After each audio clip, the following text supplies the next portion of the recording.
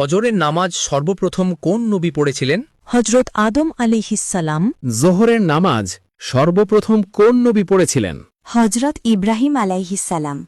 আসরের নামাজ সর্বপ্রথম কোন নবী পড়েছিলেন? হজরত ইউনুস আলাইহি ওয়াসাল্লাম। মাগরিবের নামাজ সর্বপ্রথম কোন নবী পড়েছিলেন?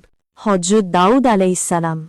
ঈশার নামাজ সর্বপ্রথম কোন নবী পড়েছিলেন? হজরত মুসা আলাইহিসসালাম।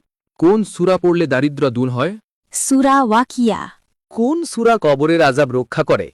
সূরা আল মুলক। কোন সূরা পড়লে গুনাহ মাফ হয়? সূরা ইখলাস।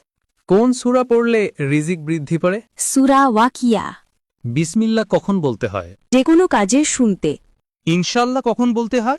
কোনো কিছু প্রত্যাশা করলে। মাশাআল্লাহ কখন বলতে হয়? সুন্দর বা ভালো কিছু দেখলে।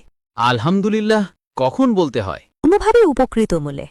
ফজর শব্দের অর্থ কি? ভোর বা প্রাতঃকাল। জহুর শব্দের অর্থ কি? মধ্যাহ্ন বা দুপুর।